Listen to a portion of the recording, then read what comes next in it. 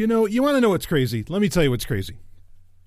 Okay, I was just getting ready to record this, and I have a laptop. All right, I have an older Dell Inspiron that I just keep plugged in. Pretty much, it's my studio computer, more or less. Okay, at certain points, amazingly, this computer just keeps on ticking. It just keeps on going, and so, sometimes when other machines fail, even newer machines that I acquire, when they fail, this one just goes and goes and goes. And so, sometimes I use it as my carry-on or my daily driver laptop that I'll take with me places. But most of the time it just sits in the studio. So, sometimes when I do actually unplug it to do some work, because it's a pretty powerful machine, even though it's older, I'll come down, and so I won't have any sound devices hooked up to it or whatever, but then I'll hook up the mixer and everything, which that's where all the sound comes out of, or, where generally, my headphones are connected to and everything. And so without it being connected to the mixer, the computer's not making any sound.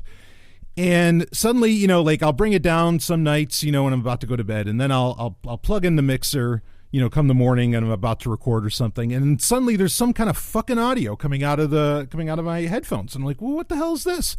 And you got to understand, how many projects and how many things are open and just kind of ready to get worked on this computer.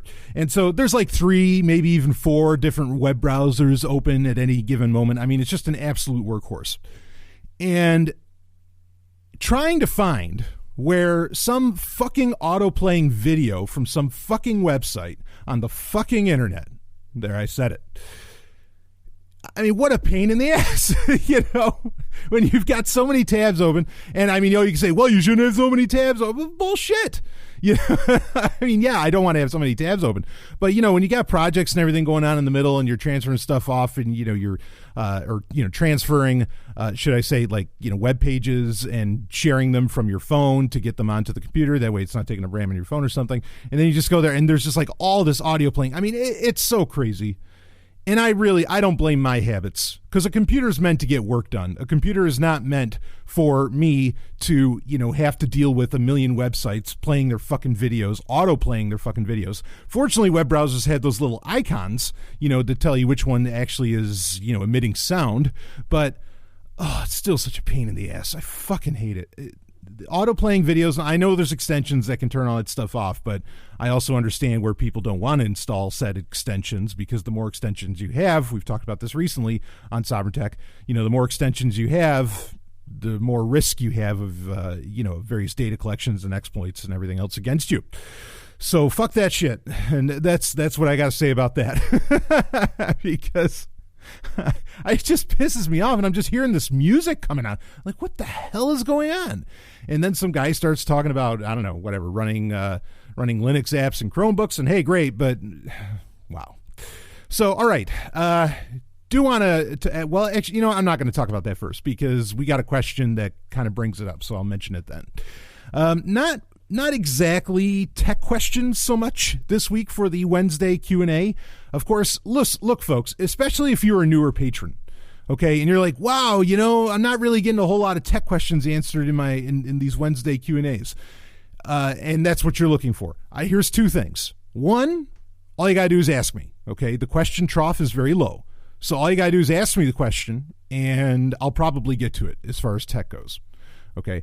The second thing is, this is episode of Patreon, just actually of Q&As. This is episode 111 of Wednesday Q&As. There are over 100 Q&As that you can go back for over a year that you can listen to, where we get into all kinds of wild subjects. Okay? You've got a beautiful back catalog on Patreon that you now have access to. You get all of it. All right. And so if you're looking for those kind of Q&As, well, go back and listen to those. And I know no one's listening to a lot of the back catalog, because Patreon gives you some metrics as far as what people are listening to. So if you're wanting that, go to the back catalog, and actually there's some dynamite. I think every Q&A is pretty good, but there's some dynamite Q&As where we get into some really deep dives and some really serious subjects. So, go check all that out. Anyway. Not so many tech questions this week, kind of some fun stuff, but some interesting ones. I guess the opening one is almost a tech question, but let's read it here. Sabzu, the art you share on Instagram is so hot. Woo! Thank you. I was curious where you get it from, and also what's behind you sharing it every day. Does Stephanie mind? Oh boy. Yeah. So every day. So I do have an Instagram account. As much as I despise Facebook, I do have an Instagram account. I've talked about why I have an Instagram account. I've talked about why, what I think makes Instagram so special compared to a lot of other online services and apps and so on. All of that has been described on Sovryn Tech in the past. It may get to the point. There are certain things that could happen in my life where maybe I would, there's certain things that could be created that where maybe I would stop, using Instagram entirely. I mean, admittedly, right now, it would appear, it appears so. We don't know that this is so. Of course, right now everybody's talking about, oh yeah, I'm on Mastodon and all that. Mastodon's the new Twitter, blah, blah, blah, blah, blah. Okay, maybe. I've heard that too many times just in the lifetime. I mean, not even in my entire tech history, just in the lifetime of Sovryn Tech, I've heard, oh yeah, there's this new social media thing. Is everybody still using, was it Elio or whatever? Isn't it the name of some kind of like cardboard pizzas? And is everybody still, I don't know, take your pick of the one that we thought, oh, this one's going to be different. This one's going to do it. Yeah, horse shit. Wasn't there an alternative? It's not Venmo, but it's like, and not Vimeo, but it was something with a V, or like, not Vimo, I don't know, something like that. There was an alternative to Instagram that everybody on Instagram was saying to go to that. How'd that work out for everybody? Is anybody even like still posting on there? Probably fucking not. So anyway, it would appear that most kind of celebrities, like people that are actually celebrities, I wouldn't really consider myself one. People that are, actually celebrities, people that are actually kind of names, generally they all seem to have an Instagram account. That's kind of what they're rocking. Now, it's important to understand that there are other social media apps and platforms that are very popular, but they're only popular amongst, and I use this word with caution, they're only popular amongst the elite. Okay, meaning you can only be on those platforms by invitation. And if you're going to get invited, it's either because you're a beautiful person or you're rich or, you're some kind of name or an actor or something like that. Like, these people have their own shit that they use. And I mean, if anything, they even just have, I don't know, their groups in WhatsApp and iMessage and so on where they all kind of interact with each other. So it's kind of ironic. Like, you're thinking you're touching the stars or something, when you use Instagram or if you use Twitter, and not really. And Twitter is, I know I've been using this term quite a bit lately, but it's an important one. Twitter is really a lot of navel-gazing of journalists. And it's also like mainly for the TV crowd.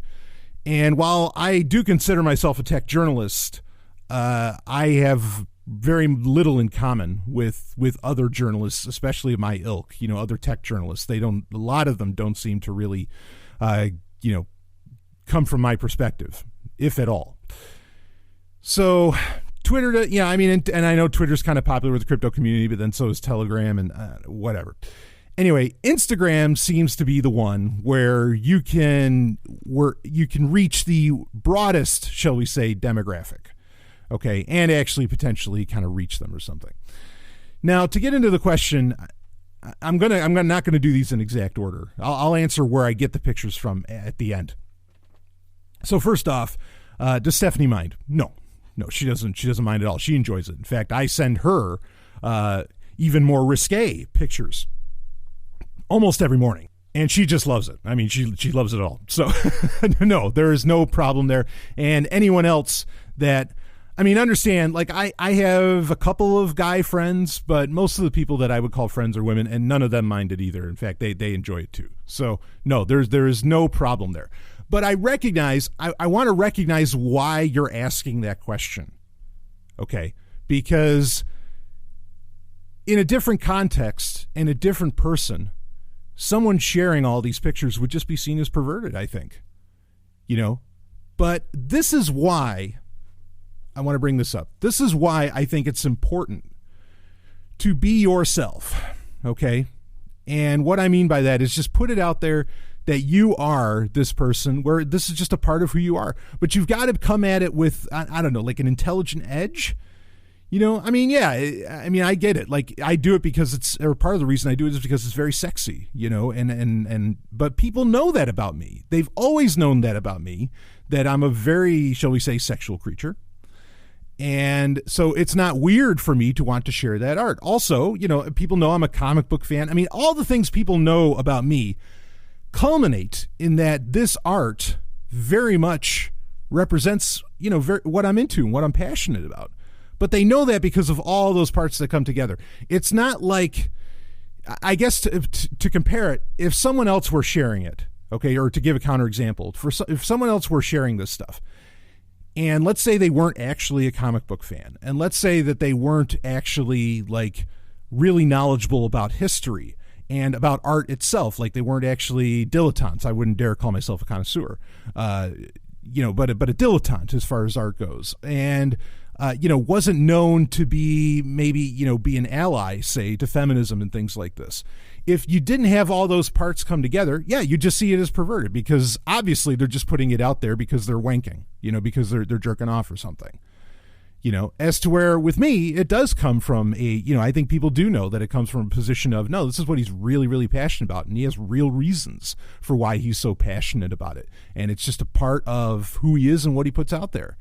And I'm honored by that people respect that. It's the same reason. I mean, the Sovereign Universe book is selling very nicely, and people are totally down with, because I think it's, me, myself, normally, I mean, this isn't true across the board. I can think of authors that write erotic fiction that are men that I do buy their books.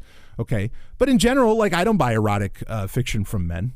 And I'm honored that, and I know that a lot of the people that have bought the book, because they've told me, are women, and that means the world to me, that they're willing to read my work, because it honestly, like, it's tough and I really think this is or at least it's a challenge for me to write sex in a way that I think, women would generally find it sexy. And so that's why I like to run my stories by Stephanie. And, of course, I have an editor, that she did, she kind of tries to pare it down and all that. And so anyway, yeah. But that's the thing. You've got to put yourself out there, to where people don't think that, wow, you're just some perv sharing pictures or something. They've got to know that it's coming from, someone that has, say, a reason, and someone that, say, like, has, I don't know what the term that I want to use for that is. I guess maybe cachet and purpose in doing so. So anyway, so let me get to that other part of it here, and that is what's behind you sharing it every day. Well, here's the thing: is that part of my drive is, yes, I do. I feel a real need to share this kind of stuff and put it out there. Where that need comes from is that I don't see a whole lot of other people doing it, and I think the world needs that more than it needs people sharing pictures of police abuse, of military, I'll call it abuse, but abuse is hardly a strong enough term. Of people sharing bullshit about, honestly, look, I'm just going to say it, about cryptocurrencies and sharing stupid charts and whatever else. Like, I think the world needs to see why we live, and I mean, art is in a way its own poetry.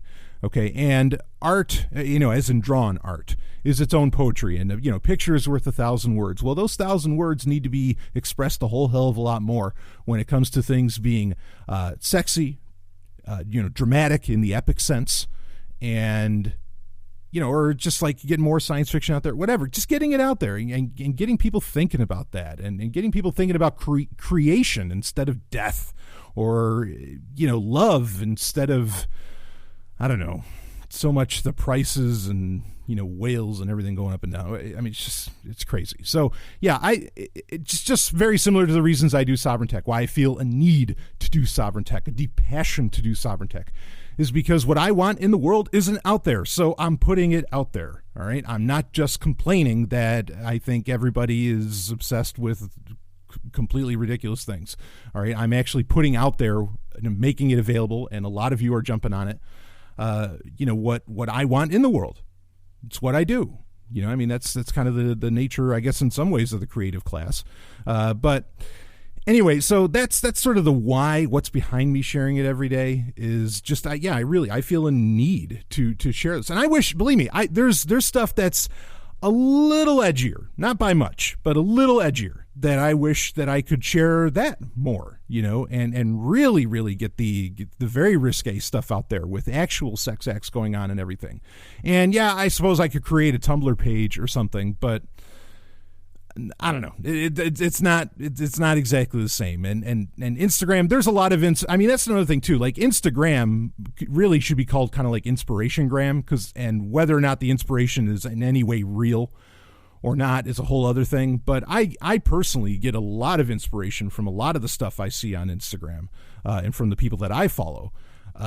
So, but I'm just putting out my own inspiration, and I do more than just share sexy pictures on there. And sexy art. I put out, I'll put all kinds of things on there, all kinds. And of course, I'll share pictures of my own adventures and everything too. So anyway, I don't really consider Instagram I put hashtag Sovryn on everything, but I don't really consider it to be an extension so much of Sovryn really. So that's why I don't promote it on Sovryn, and like even the account name, unlike every other account that I have, the account name's not even Sovryn, it's just Be Sovryn.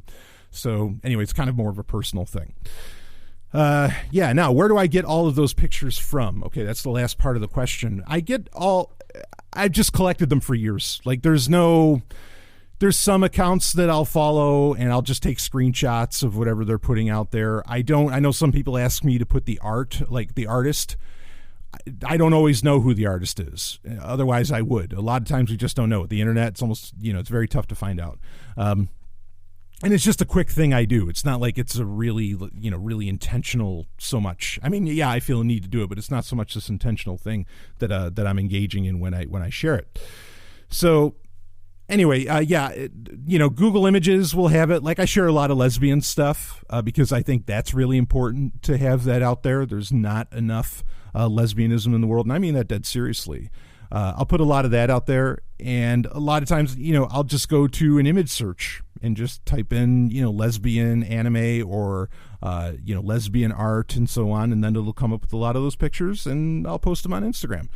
So that's really it. There's no special trick, but a lot of the stuff, I have a massive, folder of a lot of these pictures. And again, I also have ones that are far more extreme too, that if a venue ever exists in the future where I feel confident in its longevity and that it's worthwhile, I would happily share those as well. Like I was originally sharing this stuff back when the Sovryn Uncensored Facebook group was really a thing for me.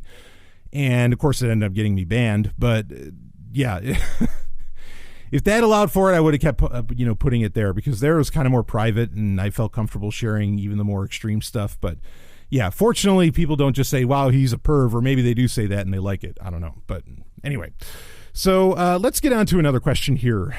This is a kind of a fun one. Brian, I got to pare you down. I know you've done top 8s about the best books ever and so on, but really, part of a series or not, if you had to tell someone to read a sci-fi book right now and to start them in the whole shebang, what would you recommend? Nice question. So, and and when I read it, I'm like, I actually, and I've been tempted to do this. I've been tempted to kind of do somewhat of a blog post that is called An Education in Science Fiction. And I've been tempted to do this recently because, well, when I've talked about Harlan Ellison, when he passed away, just a couple months ago, I talked about during the episode of Sovryn Tech, which was for Harlan, I said how, Harlan's the one that really, inspired me, well, in a million ways, but inspired me. He was the one that kind of got me on the kick of, he said, he would say, look, you need to know who A.E. Van Vogt is. You need to know who Ursula, Le Guin is. You need to know who, go down the list. You need to know all these people. You need to have seen Forbidden Planet. You need to have seen, watch this. You need to have seen this. You need to have read this. You got to know these names. You got to know these people. So on. And I really respect that. Like he's saying, there's an incredible history here, and you disrespect the genre. and the work of even authors today, if you don't know where it all came from, if you don't know the shoulders that the giants are standing on, as it were. And so what, thinking about that, and I mentioned that in the episode for Harlan, thinking about that, I was like, I should compile what I think is kind of what I called an education in science fiction, meaning, this is what you need to read to really understand, or to really have a great history and grasp of all that is science fiction, even though it's such a dynamic and diverse, genre of media. And an important, and again, arguably the most important one. I'm not the only one to say that. Kevin Kelly, a lot of people would make that claim, people that are more well known than I. So with that said, I have not done that yet. I actually have a journal where I literally write. It's a physical journal. It's not just something I type out, where I do journaling. And I actually started writing that out in the journal, just to kind of dump it out of my head, because that's an important thing to do, is to just kind of offload. You have a brain extension and just offload everything into another, into some medium other than your head. And in that, there's a section that's about books that are important to read. And you're right. I've done top 8s. I think I did a top 8 about science fiction books specifically, and which ones that people should read. And I'd probably pick something from that list, honestly, as far as the most important book for someone to read. It's tough because a lot of the great science fiction might not strike someone today as so great, because it will run off of ideas and technological trees, I'm going to say, like a tech tree, like you'd see in a video game, right? Where okay, first we develop the telephone goes to the smartphone, etc. The tech trees in a lot of classic science fiction go in ways that look antiquated compared to what we have today.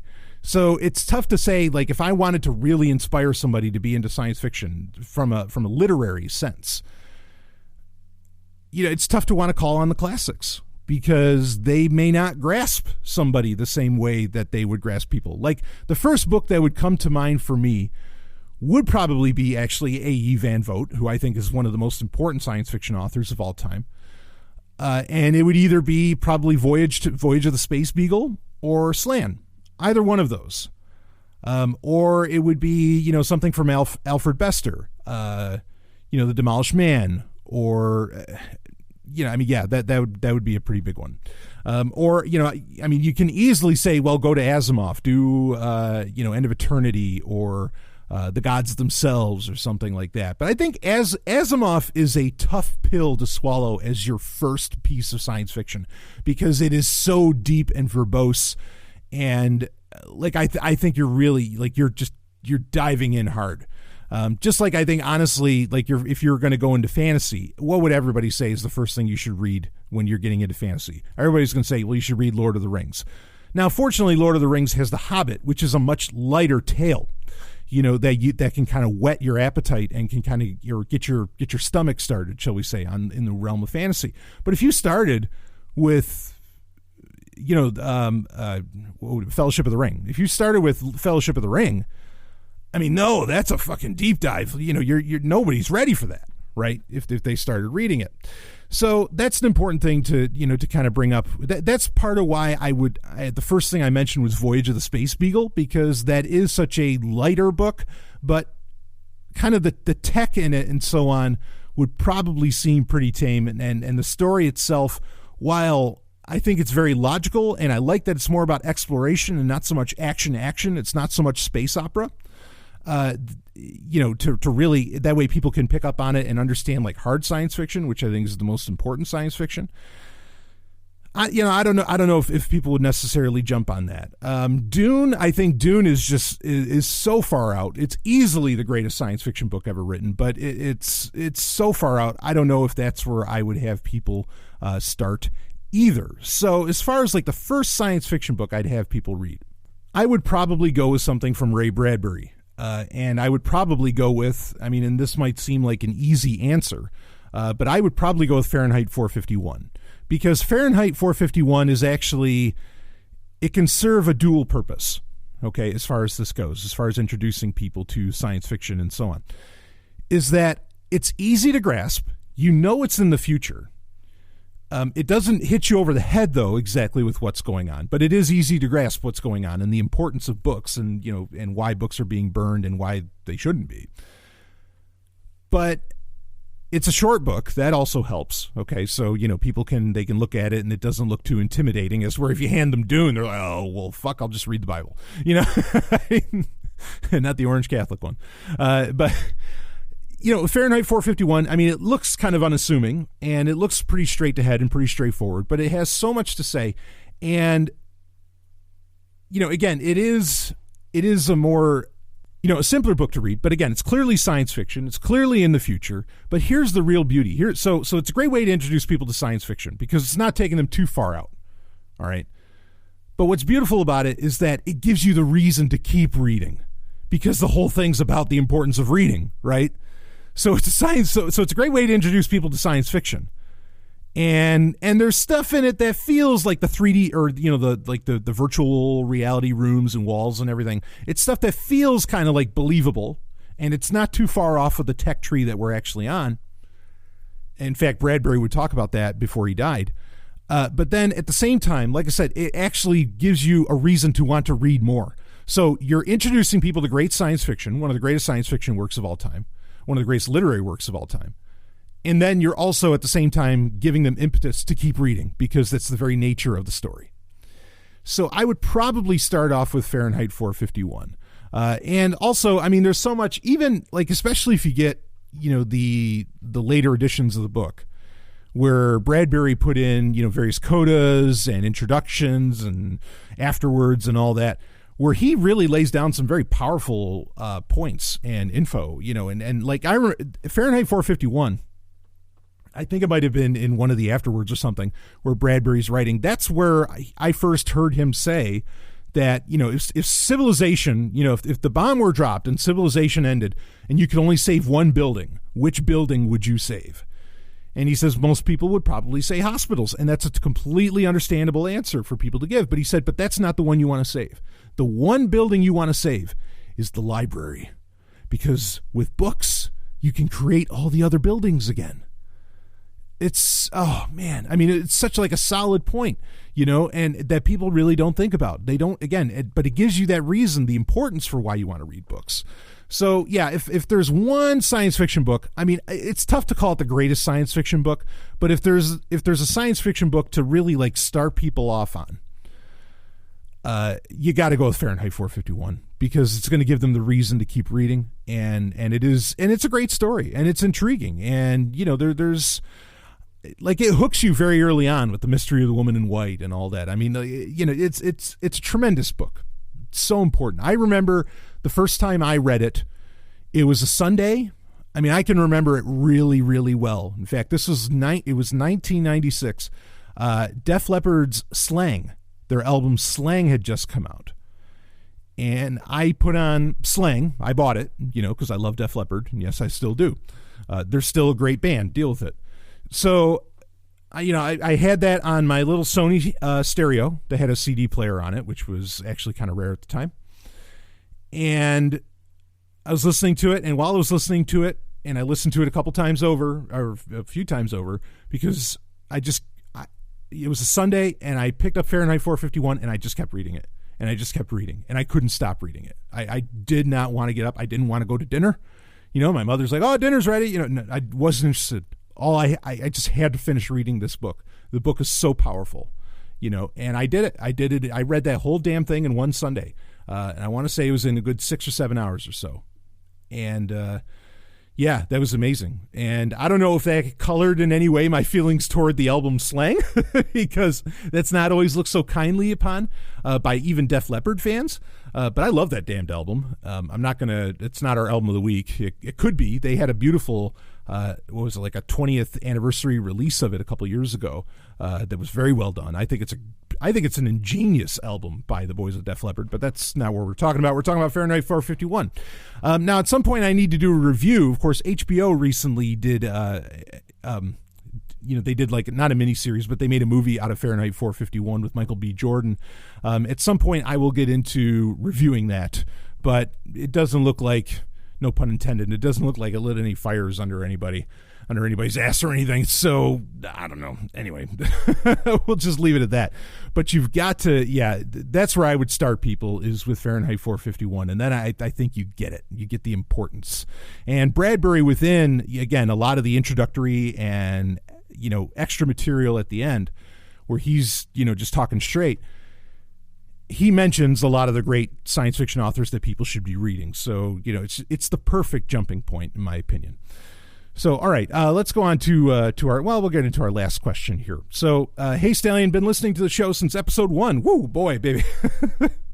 Thank you, and I am sorry. No, I know there's a lot of you that have stuck around. I could get into a whole conversation about that, because I think a lot of people... and this has been a problem since the beginning of Sovryn Tech. I've never wanted to repeat points. I've never wanted to repeat content or, whatever I had to say. I mean, I'll say, like, listen back to, I talked about in this episode, blah, blah, blah, go listen back to that, and then you can find out about it. But I forget sometimes, I think, that most people are not going to go back and listen to an entire 6 years of content. There's some people, like Security Now, okay? I did go back and I have listened to every single episode of Security Now. That show's been going for 14 years, almost every single week. Not everybody's like me. And I know there's some of you out there who came on later that have gone back and listened to every episode, and it's, wow, you're amazing. So, to listen to me, I mean, I understand. I do that with my favorite podcast too, but to listen to me for that long, but I forget, and I need to. I've been planning on things to where it can kind of introduce the various ideas that I've brought up over time on Sovryn Tech. Other people have given me feedback that needs to happen, and I agree. It's just tough to condense it. It took 6 years to lay out a lot of this stuff to try and put it into a 15-minute episode of some kind that makes sense. I mean, I can do it, but yeah, that's it's definitely been proven, and I've been trying to, and it's really been proving a challenge to have something that I'm really, really proud of. So anyway, thank you for listening for so long. Let's read on with the question. First, I want to say, as someone that has been following the Sovryn universe since the beginning, boy, you've been following everything. I love what you did with your new book, and it is my honor, they put that in caps, it is my honor to join you in your fantasy world. There really is nothing else like it. I'll stop there for a second. Thank you so much. And I am very, very honored by that. I'll be honest with you. There are times where I fall to tears, and I mean that quite literally, that I fall to tears, thinking about the fact that people actually read, give a shit, and, join me in my little fantasy world that I've created. That is mind-boggling to me. Right now I'm enjoying the fuck out of writing a lot of Star Trek stuff and creating Star Trek content, because it's arguably my favorite franchise, not counting Babylon 5. But to have people really, like to have people love your own work, your own creation, that's something special. So I appreciate you saying that. And there is a link in the show notes if you people want to buy my new book. There is a link in the show notes to be able to do that. So, but maybe all the patrons already have. I don't know. But anyway, let me read on more. But my real question is, over the years of listening to the show, you've mentioned quite a few different diets over time, most recently talking about the keto diet long before everyone in the FSP was on it. So I'm wondering if there's some kind of new cutting-edge diet that you're on. Thank you for your continued work and passion. Okay, so I want to address part of that. When I first moved to New Hampshire, and I did move to be a part of the Free State Project at the time. Okay, when I first moved to New Hampshire, everybody, you got to understand this, and I've talked about this before at varying points. It is amazing how there are kind of fads that happen within, I'll say, this community or that community, however you want to look at it. Like when I came here, everybody was wearing 5-finger shoes and everybody was on the paleo diet. In fact, there's videos. I think Kathy Reisenwitz and I forget who the other gal is. She kind of made she did this weird fake Facebook thing.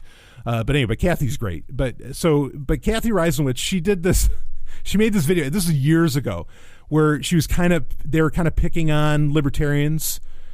And one of them was, I think her bullshit Facebook page was like Libertarian Girl or something like that. And so it's not like she was against libertarians, but they were kind of making fun of sort of the tropes within libertarianism. And in it, they even there's a joke where they say, it's like, do you even paleo? You know, like they kind of say that because it was that big of a deal within libertarianism and certainly within the Free State Project. But now, you know, there's very few people, I think, left that actually, you know, do the paleo diet. And look, I go to Pork Fest, I've gone to Liberty Forum and all that. And the meals that they offer aren't even necessarily paleo. And I've seen all these people who claim to have been paleo. They ain't eating paleo at these things. And I'm not judging them. It's fine. I don't care. You know, you eat whatever, live your life. Do what you want to do. Eat what you want to do. I'm not shaming anybody at all. I'm really not. So anyway, but it is just funny that this community does seem to get on kicks, you know, as far as things that they're really into. And now the keto diet is kind of it's not just like the keto diet or the paleo diet is far from a libertarian thing. I think there are parts of kind of these appeals to nature that get libertarians, I think, excited about the paleo diet and the keto diet, and I totally understand that. And it's not necessarily unfair. You know, or I don't know, right now, actually, it seems like a lot of people in the Free State Project are very much on the vegan diet. I'm not sure why that is. I mean, I'm going to tell you something honestly. I think that a lot of times when there are appeals to this sort of thing, to these diets within the libertarian community, I generally think, and I'm not blaming them, but I think that a lot of times it all starts because of some quote-unquote hot woman. That's what they eat. They have become passionate about some kind of diet, and all the guys want to get with her. So then they start eating that way, and they talk about on Instagram. They start sharing all the pictures of this amazing 4-course meal that they made for this new diet that they're on, be it vegan or whatever. In fact, it's downright actually kind of the it's crazy in the past few months what I've seen as far as how many people seem to be like really on the vegan thing. And I mean no disrespect to vegans, and really, like I've talked about this on Sovereign Tech Prime episodes. Like I think, there's a chance that veganism may ultimately, more, quote unquote, ethically be on the right side of the fence. Like they might have it. Okay, they might have it right. I've talked about that.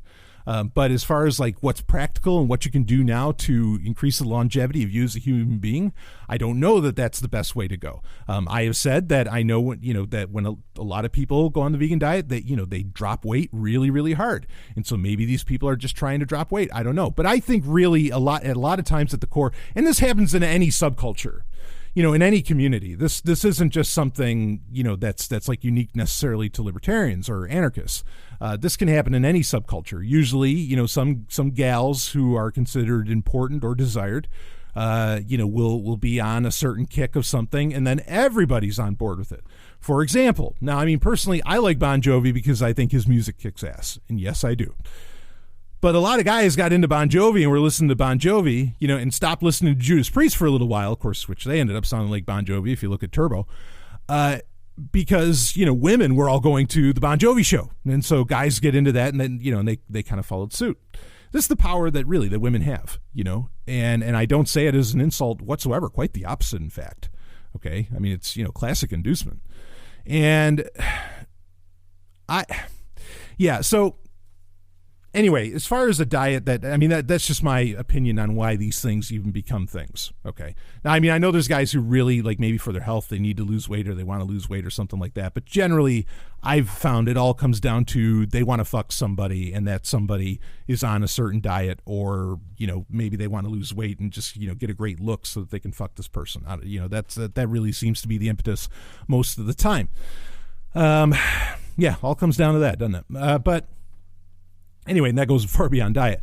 So as far as a diet, the keto diet, I mean, that's kind of still a kick. Like I said, it seems like a lot of people are going towards vegan right now. Like that's the new fad in libertarianism. And I mean, like I said, I respect veganism in general, but I really don't have a whole ton of respect for the libertarian movement going vegan, because it just seems so, because of the way that so much of the community shifts from one diet to the other.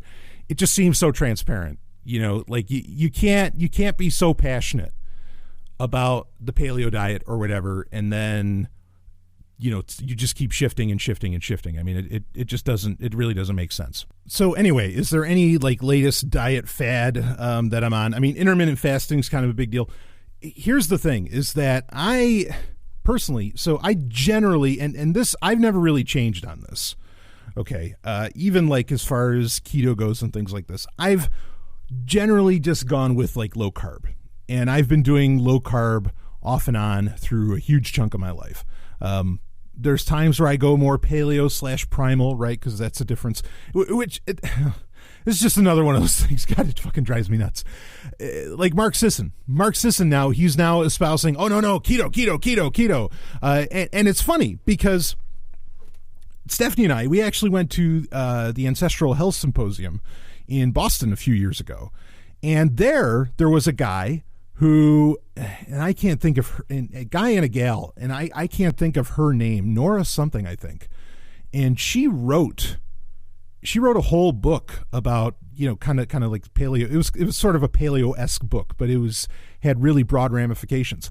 But they were talking about a pure keto diet as to where, and Mark Sisson was at this thing. And again, we're talking, this was probably 2013, maybe 2014.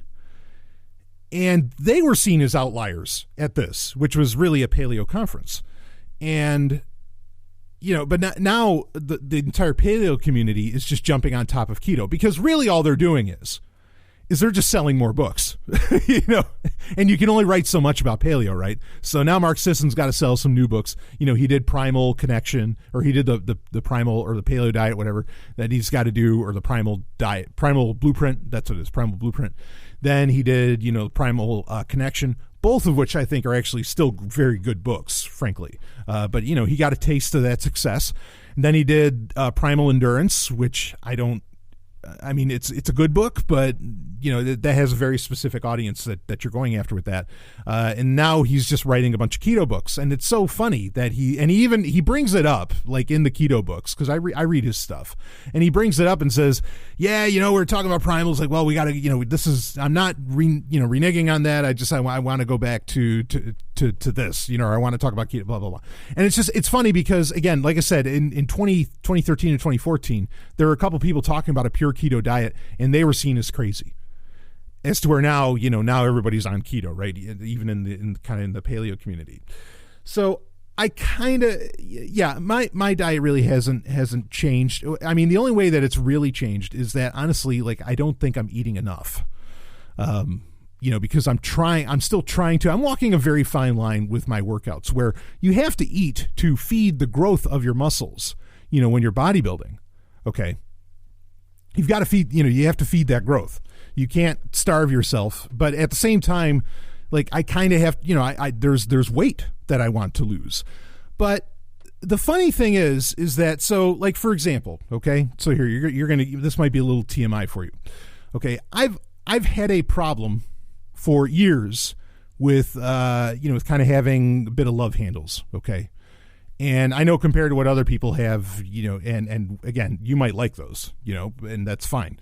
I wanted to get rid of mine. Compared to what other people have, it's nowhere near the same thing, but regardless, I want them to go. And that belly fat's always the hardest thing to go, right?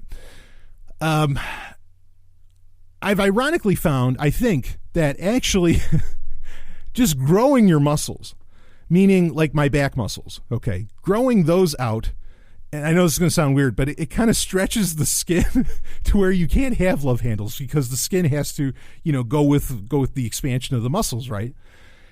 So you're almost better off, just like getting really big muscles to have that skin do other things than, all coming together kind of as love handles, right? I mean, and I'm speaking kind of anecdotally, but that's sort of how I see it. But yeah, I was doing intermittent fasting and being relatively low carb, not perfectly.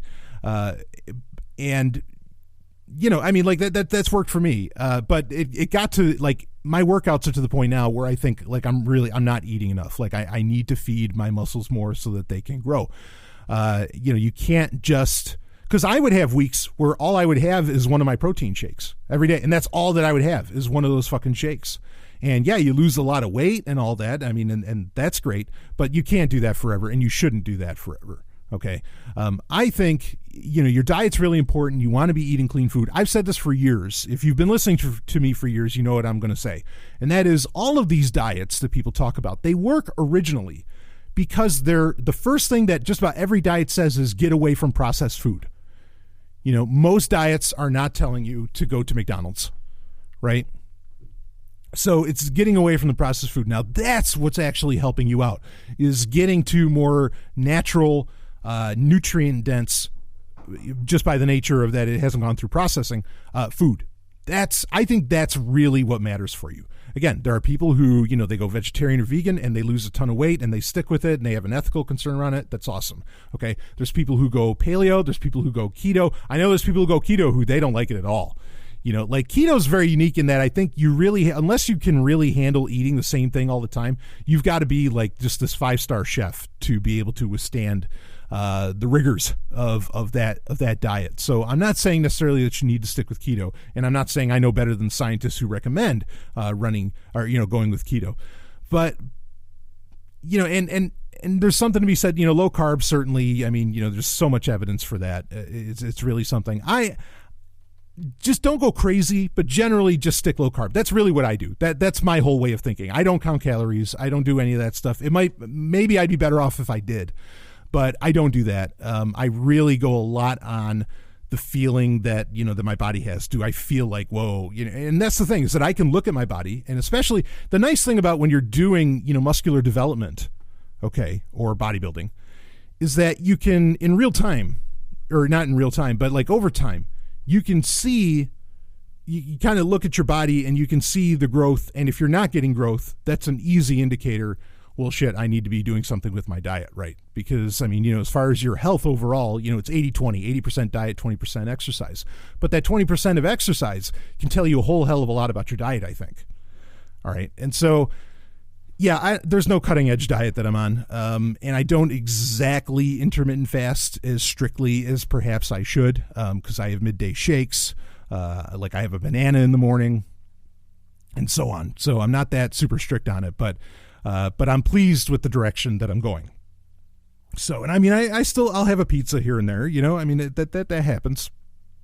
So don't be too hard on yourself as far as, I mean, yes, pay attention to your diet, get away from the processed foods, be eating like a variety, have a colorful meal and all that stuff. Absolutely. I'm not saying don't do that. And I am also not a health expert by any stretch. Okay. But I'm just saying that, I think that the stress of being a little too strict, if you don't need to be because of medical concerns, if you don't need to be that strict, I think the stress of being that strict might do more harm than the diet that you're having. So yeah, just pay attention, listen to your body, try and start to listen to your body and see what feels better. And you're going to have to experiment with yourself. So yeah, I don't have any really strict diet that I'm following, nor do I have any cutting edge one that I'm aware of that nobody else is on board with yet that I could tell you about. So there you go. There's my deal. Yeah, I mean, and I've even I've messed with, hell, I just had some the other day, like that tofurkey stuff. And like, because it has so much fucking protein. Like if there's one thing I do with my diet is I make sure that there's a shit ton of protein in it. I mean, a lot. I'm really, really crazy about making sure there's tons of protein, but at the same time, I don't necessarily care where the protein comes from. Like I say, if it's tofurkey, if it's my shake, if it's steak, whatever it is. All right. It's just, yeah. I mean, because, oh man, that tofurkey, it's like 30 grams of protein in one fucking hot dog. Or, I mean, it's a tofu hot dog, but in one hot dog, holy shit. Yeah, I'll eat that. I'll have a whole package. Thank you.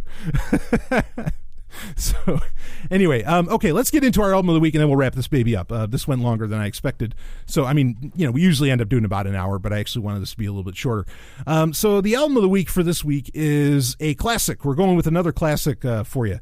And this is from a band that I really still enjoy, and I think they're still putting out great stuff, that being Manowar. And I know that might surprise some people, but look, Manowar is metal for heavy metal's sake, baby. I mean, these guys, You can't tone them down. I think they have some kind of record for being like the loudest band in the world, like literally by decibels, the loudest ever.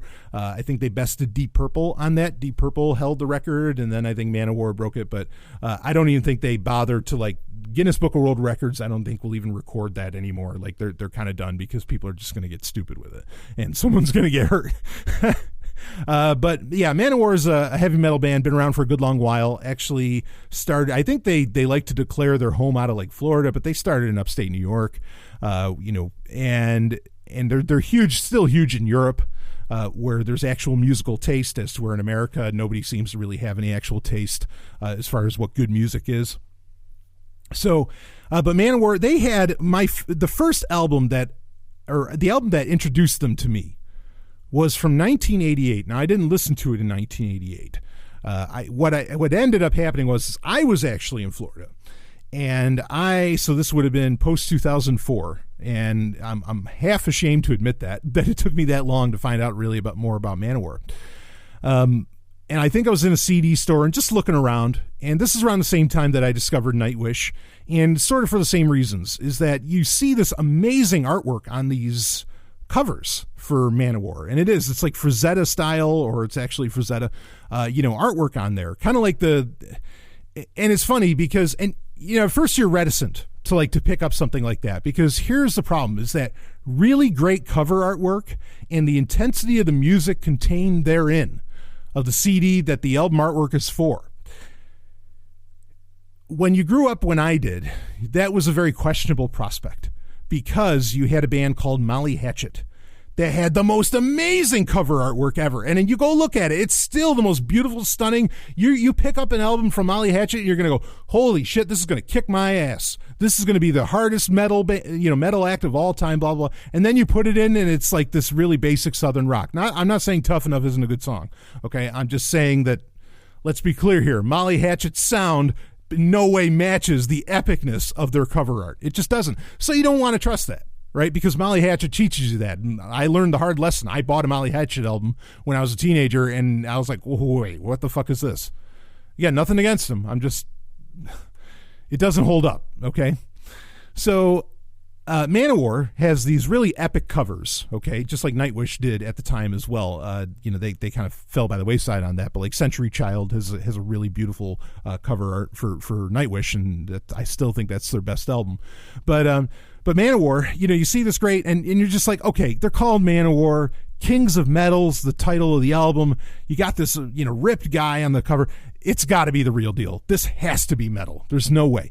And it didn't hurt that when I'm looking at the CD in the store, it didn't hurt that one of the CD bonus tracks, because this used to be a thing to get people off of tapes, is that they would put kind of like you get with imports, like Japanese imports will have extra songs. CDs would have an extra track on them, that would be CD bonus only. And for Kings of Metal in 88, the bonus track was a song called Pleasure Slave. Now, this could be seen as a very misogynistic song, but that Manowar is very tongue-in-cheek, and so you take it for what it is. But I was like, okay, yeah, I want to hear this song. What's all this about? And so I was experimenting with new music at the time, and I pick up Manowar, and I put in Kings of Metal.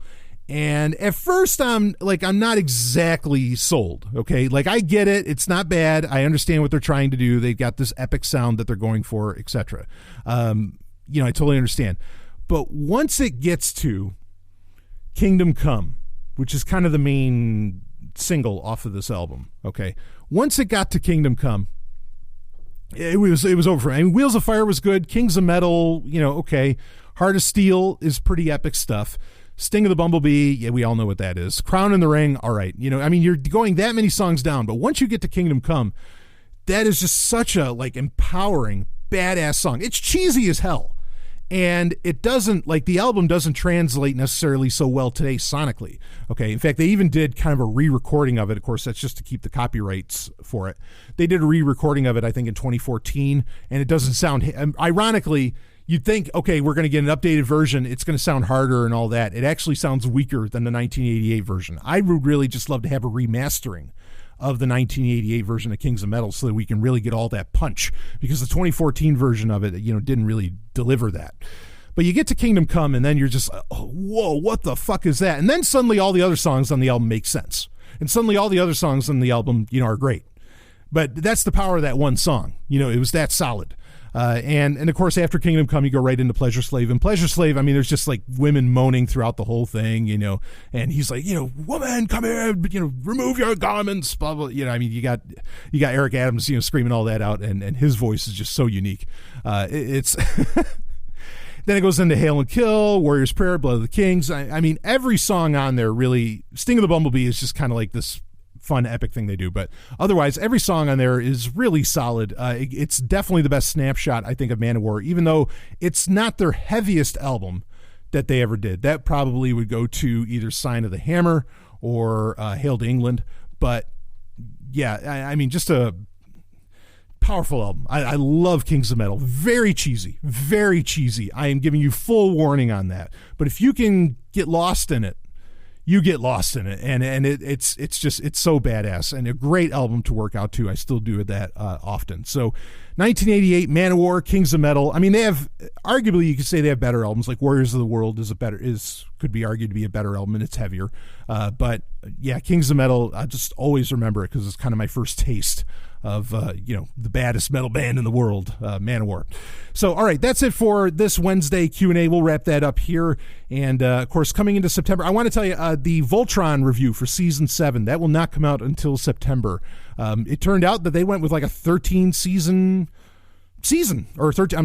episode season, and so like I haven't had the chance to. Usually it's only like 6 episodes, and so I can watch them all in a couple hours. So I haven't been able to entirely finish season 7 of Voltron, but that review will be coming up shortly, and we will review some of the comic books in that one as well. And season 8 is going to be the final season, by the way. We do know that. So all right. Anyway, that's it for your Wednesday Patreon-only Q&A. Thank you so much to everybody for being patrons and those that have stuck around for a while. And thank you to everyone that's been listening since day one of this show, of Sovryn Tech. That is fucking remarkable in my mind.